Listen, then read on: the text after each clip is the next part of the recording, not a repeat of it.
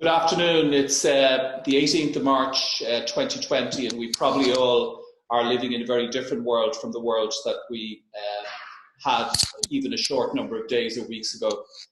Over the past couple of days, the facilitator group on the HPSU Founders Forum have been getting questions from a number of founders about how to get through the current crisis. And in particular, how do they manage their financial health as well as their personal and family health, and particularly the financial health of their business. As we all know, running a startup at the best of times is stressful, but particularly in this type of crisis, it makes it even tougher. And what the facilitator group have done is to produce a short little presentation here covering a little bit around understanding your numbers and digging into areas of your startup that we're going to just talk through over the next period of time. It's probably not an understatement to say that working in person is probably become too tricky. So Founders Forum has moved to being a virtual network over the course of the next number of weeks, but the determination of you as founder groups and also the facilitators is that we can actually try and replicate some of the goodness that's been in the in-person experience. One of the parts that we're very lucky today is that as part of the preparation, I'm joined on this call by Alan Kelly, and Alan is a director of Focus Capital, and Focus have a considerable amount of experience in not only fundraising or managing cash or doing a variety of other financially related services to businesses, but also Alan has specific experience of being a founder himself and going through the tough crisis stages. So Alan, you're welcome, and we're delighted you could join us today. And do you want to just tell us a little bit about your background and Focus Capital's background? Sure. I'm a chartered accountant. I started off my career with Deloitte back over 20 years ago. I then worked in industry for a number of years. And then, I suppose back in the teeth of the last recession back in 2009, I joined a startup and eventually became the CEO there and faced significant challenges in the market, trying to stay solvent, trying to pay your bills, and I suppose keep staff motivated while the world was facing very challenging funding challenges around the world. So yeah, made plenty of mistakes and learned plenty of lessons. And I suppose in my current role now, I'm trying to help founders and early stage businesses avoid some of the mistakes that I made in the past and avoid those potholes. In Focus Capital, we work with a lot of early stage businesses. I suppose we're a full service corporate finance firm. We've got an office in Dublin and an office in Limerick. And our services are around debt advisory. So we do a lot of debt financing and restructuring. We do a lot of equity fundraising from early stage business, pre-revenue business, all the way through to businesses that are scaling. And I head up the M&A side. So it's been pretty busy up until now, but like every other business, we're not quite sure what the future holds in the next few months. So yeah, and I'm also a facilitator on Founders Forum, so good exposure to the challenges that founders are facing on this program.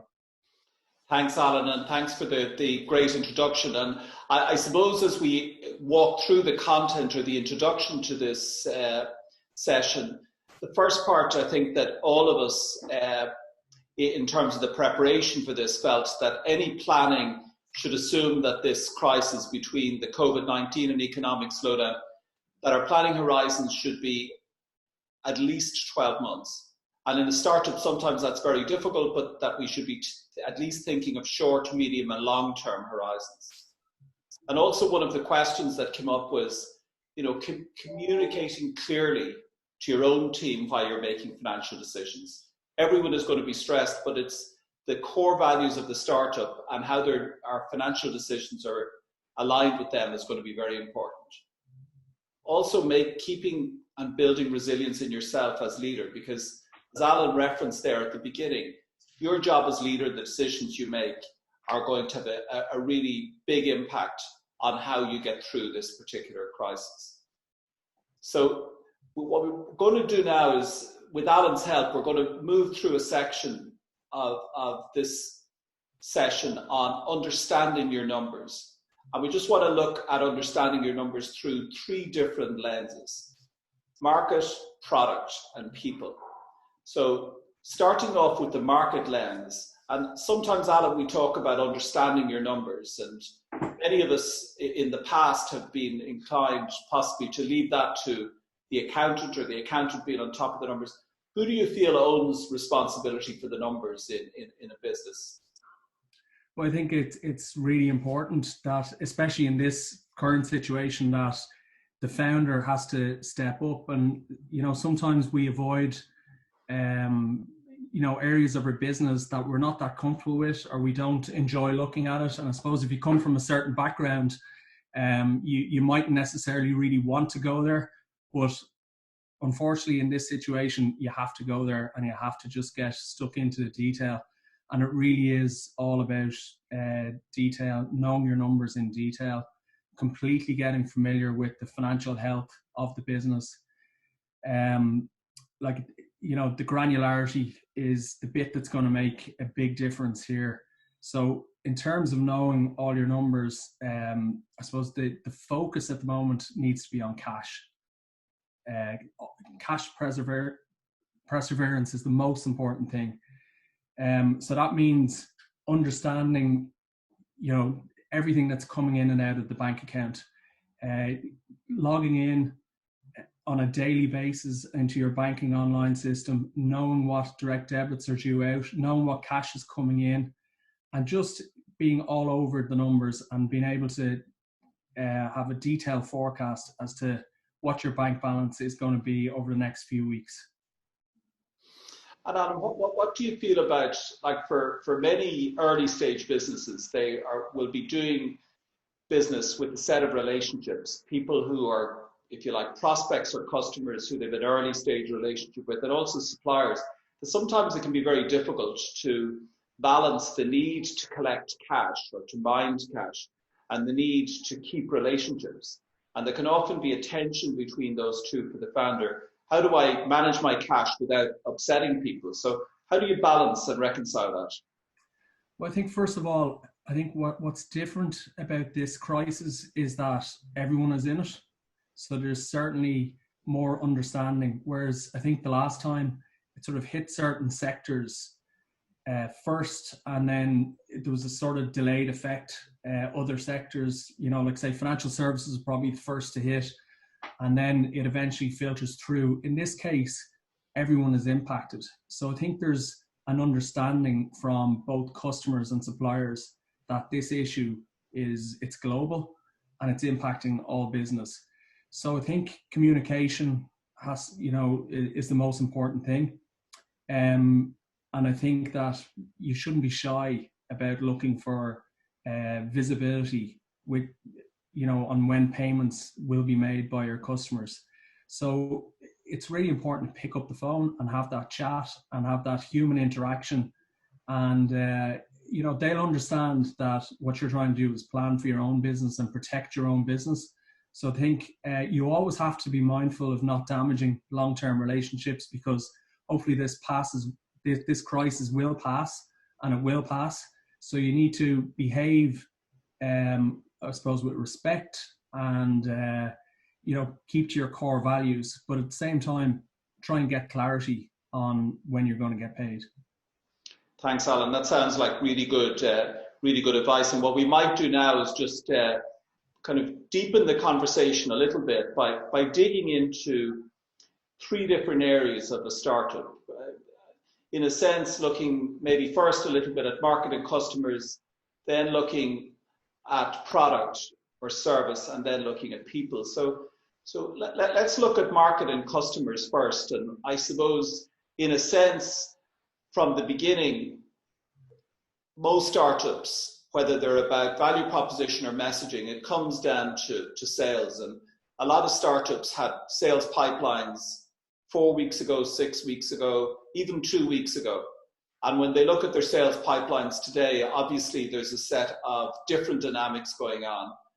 And I'd just like to start the discussion, Alan, in your experience when you've looked at sales pipelines through the financial lens, even in good times, what's your general experience been when you're looking at the sales pipeline of a startup?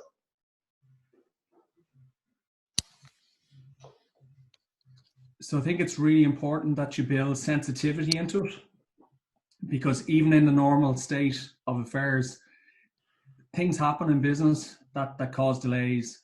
I suppose as a startup and a business that you're proud of, and a business that you always have to maintain positivity, that when you look at your sales pipeline, you assume that things will just go according to plan.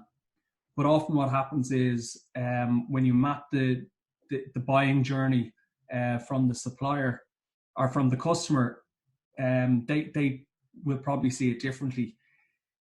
So in the normal course of the business, I'd always encourage our clients to build in sensitivity. Just assume that things get delayed, because naturally that just happens. In this case, there's even, more reason to go into that granularity in understanding that your customers are probably facing the same challenges. Budgets could be getting cut, so you need to have that conversation with your customer and ensure that, or just check to see what the impact is on when they're going to give that purchase order, and more importantly, when they're going to pay for the service. It's kind of an interesting one that you raised there in terms of the customer and the customer's dynamic, because most customers today that any of us are dealing with, and we're all customers at one level, are facing a set of challenges and uncertainty. And in some ways, as a startup, we almost need to make it easy for the customer to buy. So we've had good examples in Founders Forum over the past number of weeks of companies almost going virtually overnight. So if, for instance, part of the buying process required several in-person meetings or several relatively complex interactions, for all of us as startups trying to get deals closed, the first is to make it easy for the customer, make the path as straightforward and clear as possible, and to try and make it virtual. So maybe just moving on to product or service, because many of us will have products or services underway, whether they be medtech or software or different types of investments that we're going to make in product or service. And I wondered, Alan, from your perspective, when you look at product roadmaps or investments, particularly in a crisis where cash is very tight within the startup, what actions would you take if you were looking through a financial lens at a product roadmap or engineering roadmap?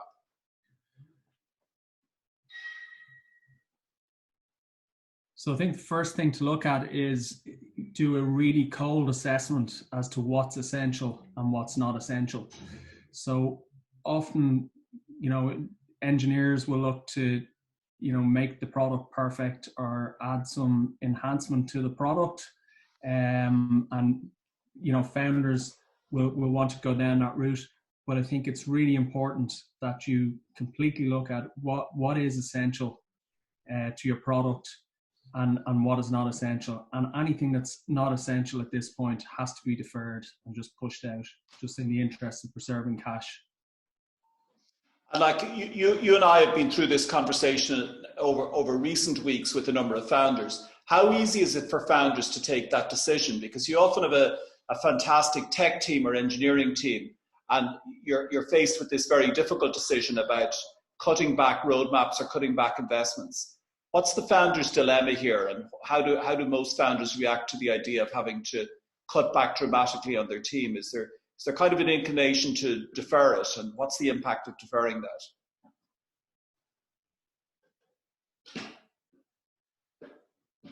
Yes, often the motivation is to want to deliver for your customer, and obviously if you have a product roadmap, you want to deliver on that as well. But in a crisis situation, where cash perseverance is the most important thing, that has to be the priority. The non-essential product development just has to be deferred, and it is a challenge, but these are the decisions that a founder has to make. And these decisions aren't easy, but we're not in easy times, so it's a difficult decision, but it's really important that cash is preserved. That's the most important thing. It's all about protecting what you currently have. Thanks, Alan. And maybe just to move to a very important part, and I'll just cover this relatively briefly, is the mark of the startup is going to be how we actually react ourselves and how we work with our people to bring them on the journey with us through this crisis. It's a real leadership challenge, and it's a leadership challenge at the best of times in a startup. But as part of this series, we're going to talk to a number of startups who've implemented home working in a structured way and how they're on an ongoing basis delivering their product or service in a way to ensure home working delivers. So as we move to the final piece of this session, I'm going to ask Alan just to talk a little bit about some tips on producing and building a robust financial model. And Alan, I guess there are two parts of a good financial model. There's obviously a revenue part and a cost aspect. So do you want to just talk through the revenue part first? Okay, so obviously at the moment, cash flow planning is more important than the P&L and the balance sheet. So knowing the cash receipts and the cash outflows over the next couple of months is really, really important. And going back to Paul's earlier point about assuming that this crisis is going to go on longer than we hope it will, that has to be taken into account in the preparation of the cash flow model. So the first thing really on the cash receipt side is having that forensic knowledge about when customers are going to pay. You'll have to pick up the phone and have a chat with them and get clarity on dates, specific amounts. A tip would be to something simple like putting the date, a reminder in your diary to give them a call the day before and just ensure that you're still on course to collect that cash receipt. Obviously have a really cold look at that pipeline and try to be as accurate as possible. Build in some sensitivity, assume things are going to be pushed out a couple of weeks. On the operating costs side and cash outflows, firstly, obviously the biggest cost that you'll have is your payroll cost. So I suppose like every other part of your business, you have to look at this with a cold eye as well, and just look at what is critical to your business and what's not critical. So look at all your operating expenses, work out what are the variable costs and what are the fixed costs, what are essential mission critical costs and what costs can you let go. So in some cases there might be a marketing campaign that you were thinking of running. It just might not be the time to experiment on that campaign. And look at, is there any other costs associated with, say, even costs in the office? If you're operating out of serviced offices, if people are working from home, can you cut the costs if it's based on the number of desks that you're taking in the premises? Look at your salespeople. Can you move them more to commission-based payment system? So just go through every line, every cash outflow, and see if you can drop any of those costs. And if on the supplier side as well, if you can push out payments without damaging relationships, that's something that you might have to do. Again, it's all about communication, talking to your supplier, telling them what sort of situation you're in, and seeing can you push out payments and defer till you get into a better financial situation. Just one question on the cost inputs to the financial model. What about companies that feel they're going to struggle to make revenue payments? And I understand the government are going to put various support systems into place. But what's your experience and advice for startups that are going to have to enter into discussions with the revenue on outstanding payments?